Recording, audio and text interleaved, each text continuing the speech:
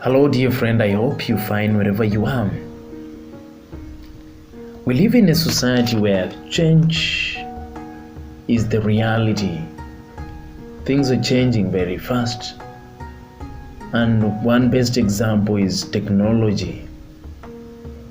Unlike before, today you can access a lot of things in the comfort of your sofa set. Another aspect that is changing very fast is the communal aspect. And today the change that comes a lot is the growth of individualism in society. More than before, people are building more fences and gates, electric, live fences with thorns, instead of growing more fruits and opening wide their doors for people to be at home. This is a change that we need to think about if this is the same society we need to live in, where people live next to each other but they don't know each other.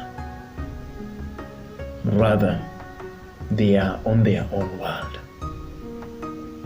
Thinking of this, I'm reminded of one particular event in one of the villages in northern Uganda when I was in a visit.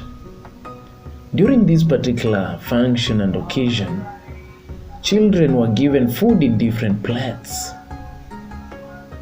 And as they sat together, they put all plates aside and put one plate in the middle.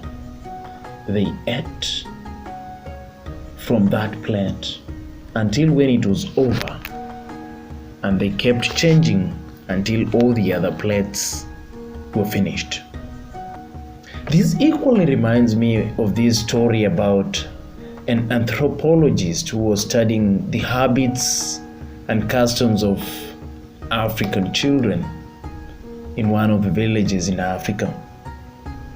So when this guy came, what he did was he bought some sweets and packed them nicely and kept them in an envelope, wrapped it nicely, and asked the children that they play a game. And this game was for them to run and see who could be the champion.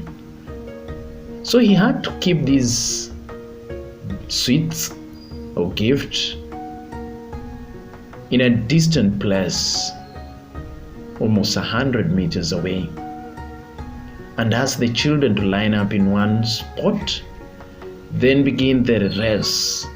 And he told them clearly that whoever reaches the spot where the sweets were first takes them as a gift. So the children, obedient to the man, lined up very well and waited for the signal for them to start the race. When the anthropologist signaled them to begin the race, to his surprise, all the children held up their hands together and ran together towards the spot where the sweets were. They thus arrived at the same time and divided the sweets equally among them. Then this anthropologist, anxious and curious to know why these children did that, the children, upon being asked why they did that, responded to this man, Ubuntu. How can one of us be happy when all of us are sad? This is for me a very important lesson. Our happiness in society depends on all those who are around us. If we are only happy alone, then be sure those who are sad around will also make us sad. As one of these great philosophers, African philosophers, John Beatty says, I am because you are. We coexist in society, and therefore we form a society and a community of people knowing each other and ready to stand by each other. Let us fight individualism and embrace communalism so that we may uphold the virtues together and be in solidarity with humanity.